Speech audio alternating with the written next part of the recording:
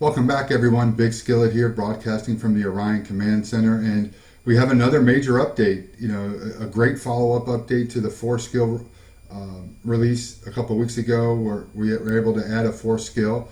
This is the simulated battle update, where they added simulated battles to the game, where you can issue challenges to other guild mates, and you can attack each other. You can use max leadership and max skills, even the fourth skill.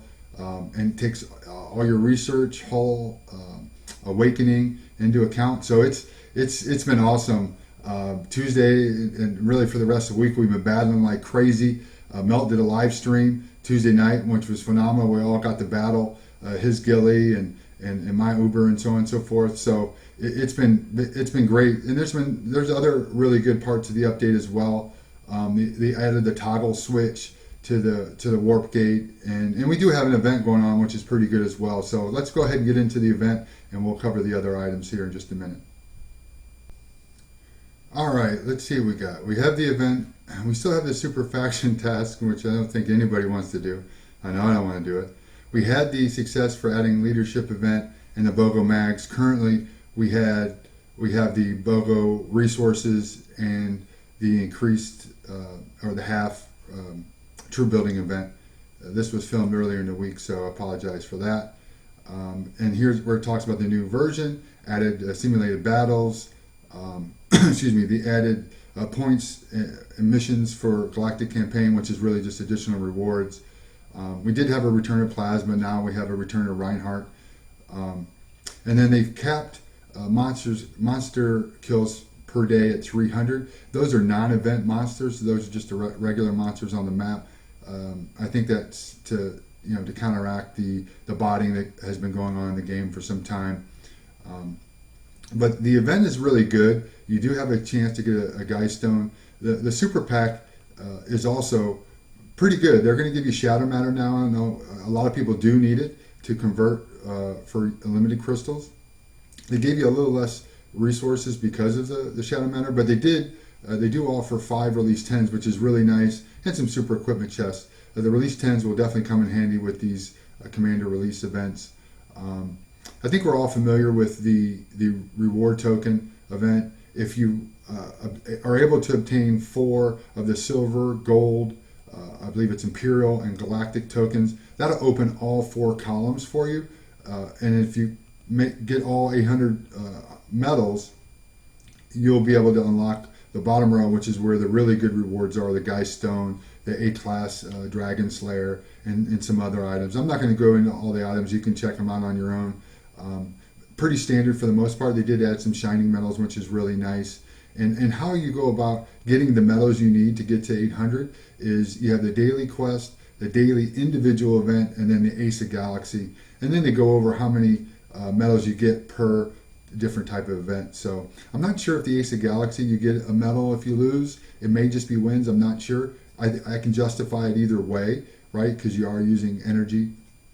The total charge here, you can see that I was able to get 1 of the Galaxy tokens. I still need 3 more, right? Which is not going to happen in this event. Dragon Slayer A-Class, which is nice. And then it's going to take you to the 90,000 gold level purchase in order to get the Geist Stone on this time around. If you don't have any of the other, if you didn't have any Galaxy tokens to start with, which I did not. Total gold use, you're going to be able to get some silver and gold tokens here, but you're not going to be able to get any of the better ones, the Imperial or the Galaxy. And these are really just perks for using the gold that you have or that you obtain. And now let's go ahead and take a look at one of the other items I think is really concerned a lot of players is the resource attempts. It used to be 100 at 10 million per if you were ARC 22. They reduced it to 10 attempts total per day, but they increased it to 100 million per. So that's really nice. To me, I believe it puts less lag and stress on the server when you have multiple people trying to send 100 resources. So it's the same, and actually for the lower level arcs, the amount of resources in total you can send is more. It does affect negatively the guilds that use a guild bank. because if you can only send out resources 10 times a day, that's definitely going to impact events like this where we have BOGO resources and really the half troop training. So, it definitely negatively affects them. But for the most part, for me personally, it's a great deal because I never liked sending 100 times. It's so tedious, whether you're doing it manually or through some sort of macro. It's not pleasant. So to me, it's a good update, but for many, it's not. They're definitely going to miss out on the ability to really send. You're just going to really have to plan ahead and be more proactive and send earlier when you believe there's going to be a half troop training event. So let's get into the simulated battle. So if you go into your commanders, you click on the button. You can choose any commander you want, and I assume you have to have it, the commander available to you or unlocked. All the skills are maxed, including the force skill, which is a little bit of a bummer. I would prefer to be able to adjust at least the force skill down because, Wings of Eternity at level 30 deals 45% damage, which is pretty nice. I'm only at level 1, so there's a 44% damage difference. So don't get overconfident that your damage overall is going to be great. It does take into account your hull, your research. You can adjust the awakening in increments of 200%. I usually leave it at 0 because I don't really have the awakening materials to awaken him. And of course, if you click on the shield, the yellow icon, you can change your gear. Now I'm running my normal setup with the normal amount of troops that I can use. I don't like going max commander because it's not. I really don't get a feel for what my commander can do in server-side PvP or galactic campaign. So keep that in mind when you're testing. It is fun to test it as if I did have max leadership, which obviously I don't. But it does cost 1 shadow matter, which is negligible. So let's just issue a challenge out to the guild. It does appear in the guild chat as a challenge or a simulated battle. So hopefully it won't take very long in order for somebody to come up and beat up on me a little bit. But it's been a blast all week long. We've been battling all day, trying out different setups. It's just been great. So let's see what we got. Oh, we got a Hancock. So that's a tough matchup for me any day of the week. I was able to kill a few, but definitely would have given up tons of points if this was a real galactic campaign battle. But I'll tell you, Wings of Eternity on Uber has been absolutely amazing. It really helps out a lot. He needs those extra triggers to be able to punch through in a 1 slot or slots 1 and 2 bus formation. So I've been really happy about it. The force skill has just actually been amazing for, I think, everyone. And let's see if we can get another battle here. I guess not. So in All-Star Contest, they actually added a new tier called Galaxy Tier. And I think it was Black Hole 3, then it went to Universe, and it left a big gap there. So they added Galaxy Tier, which is awesome because now that puts you into the ranking for the really good rewards. And if I happen to finish in this range now, which I can't say that I will, but I'm going to try, is I would qualify for these rewards when the 15k gold, 20 frags, and a couple bots and some pure crystal. I mean, it's a really nice month-end reward for battling all month. Whereas if you compare it to what you would get normally, it pales in comparison. I mean, it doesn't even compare. So though I would like the hyperspace crystals and the shiny metals, but those rewards are way better than what I received last month, just because I couldn't maintain a universe status. Don't forget to go in every day or every couple days and update your status for your commanders in case you've switched out gems and gear or you've moved around leadership. So it's important to do that.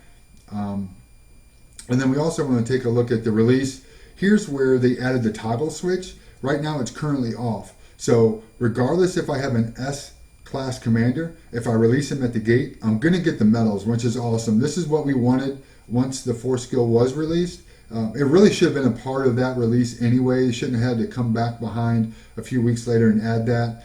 To me, it was a little bit of a miss. But, the devs did listen to the community. A lot of people were voicing their opinions on that, and they were able to add it relatively quickly. I think it's been 2 or 3 weeks since the force skill release, so kudos to them for for listening to the community and adding that and putting it back in the game. That way we don't have to eat S-class commanders in order to start getting the medals again, which unfortunately I did, but I was a little impatient. So and then Galactic Campaign, they've added a lot of well, I shouldn't say a lot, but they've added these missions and points total that at the end of the match, whether you win or lose, you're going to get some rewards basically for showing up and playing and scoring points. Unfortunately, we had another no-show this week, so I don't know if that really affects that or not. So everybody pretty much that participated had the same points. So I don't know if it was based on your name starting with a B versus a Z, or if you were the first one in, so you technically scored points first, even though it might be the same. So I'm not really sure how they're calculating that, but we'll take a look at that. So,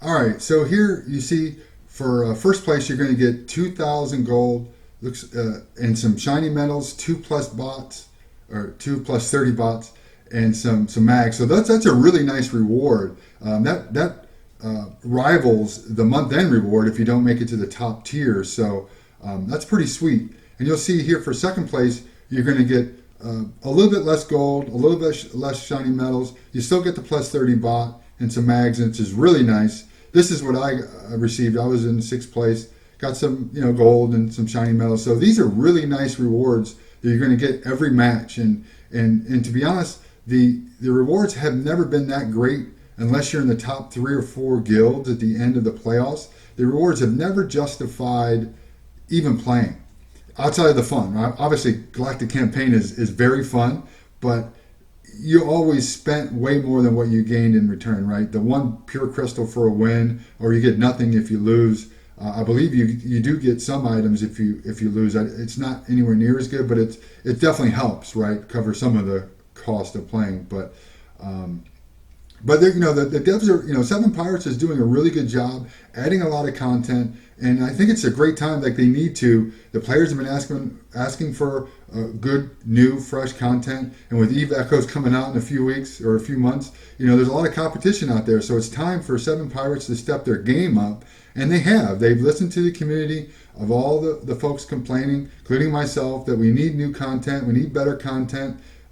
We need to make the game more balanced, and the Force Guild absolutely has done that.